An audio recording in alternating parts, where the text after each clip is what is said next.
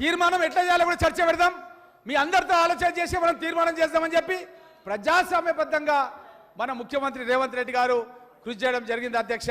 అదేవిధంగా అధ్యక్ష ఒక్కసారి మనం ఆలోచిస్తాం చేస్తే అధ్యక్ష, మన ప్రాంతానికి తీరని అన్యాయం జరిగిందంటే అధ్యక్ష అది కేవలం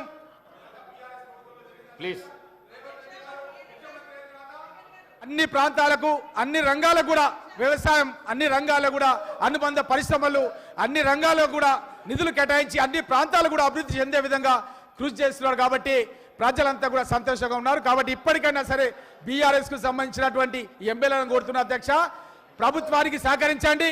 కానీ ప్రభుత్వాన్ని పడగొడతామంటే తొడగొట్టడానికి మేము సిద్ధంగా ఉన్నామన్న విషయాన్ని కూడా తెలియజేస్తున్నాం అధ్యక్ష.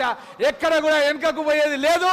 మీరు ఆ మాటలు వేయడం విరమించుకుంటేనే మేము మీతో ఏ విధంగా ఉండాలో ఆలోచన చేస్తాం తప్ప మా ప్రభుత్వాన్ని పడగొడతామని పదే అని మా శాసన సభ్యులను మీరు ఏ విధంగా చేర్పించుకున్నారు. గతం లోపల మీరు 6 మంది అని చెప్పి ఇంతకుముందు మాట్లాడిన హరీష్ రావు గారు పంచ పాండవులే కౌరవులను ఎట్లయితే ఓడించిర్రో ఆ విధంగా రేవంత్ రెడ్డి గారి నాయకత్వంలో బీఆర్ఎస్ ప్రభుత్వాన్ని కేసీఆర్ ను ఓడించి ఏ విధైతే పాండవులు మహాభారతంలో యుద్ధంలో గెలిచిర్రో ఆ విధంగా మీ పైన విజయం సాధించి తెలంగాణ రాష్ట్రంలో కాంగ్రెస్ పార్టీని అధికారంలో తీసుకొచ్చినాం. తప్పకుండా పేద ప్రజలకు ఇచ్చినటువంటి అన్ని వాగ్దానాలకు 6 గ్యారెంటీలకు కాంగ్రెస్ పార్టీ రేవంత్ రెడ్డి గారి నాయకత్వంలో కట్టుబడి ఉంది. అన్ని కూడా నెరవేరుస్తాం. కానీ మీరు కొద్దిగా ఓపికగా ఉండాలి.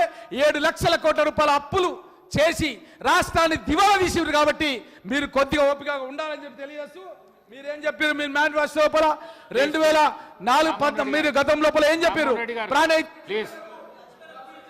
ప్లీజ్ రామ్మోహన్ రెడ్డి గారు ప్లీజ్ తీసుకొచ్చిరా అయిపోయి లాస్ట్ మీరు ప్రాణైతే చెవెళ్లకు పాలమూరు రంగారెడ్డికి జాతీయ హోదా ఇస్తున్నారు. మరి తెచ్చిర్రా 5 సంవత్సరాలు ఇస్తామన్నారు. 1,00,000 ఎకరాలకు సాగునీరు ఇస్తామని చెప్పారు. మరి 1,00,000 ఎకరాలకు సాగునీరు ఇచ్చిర్రా? కనీసం మన జిల్లాకి ఇచ్చిర్రా? మనం ఒక్కసారి ఆలోచన చేయాల్సిన అవసరం ఉంది. వీళ్ళు కూడా అధ్యక్ష నిరుద్యోగ యువకులకు వీళ్ళు నిరుద్యోగ వృత్తి ఇస్తామని చెప్పారు అధ్యక్ష. వాళ్ళ మేనిఫెస్టోలో వాళ్ళు ఇచ్చిర్రా అధ్యక్ష? వాళ్ళు 7 లక్షల కోట్ల అప్పు చేసేయలేదు అధ్యక్ష. ఈరోజు వాళ్ళు తెచ్చినటువంటి అప్పులకు మనం మిత్తి మళ్ళా అప్పులు తీసుకొచ్చి చెల్లిస్తున్నాం అధ్యక్ష. అట్లాంటి పరిస్థితిలో ఉండగా కూడా అది రేపిస్తారా ఎల్లుండి ఇస్తారా అని చెప్పి పదే ప్రకటన చేస్తే సభ్య సమాజం సిగ్గుతో తలదించుకుంటుంది అధ్యక్ష. కనీసం మీరు ఒక ఏడాదైనా ఓపికగా ఉండండి. ఒక ఏడాది ప్రభుత్వానికి మీరు అవకాశం ఇవ్వండి.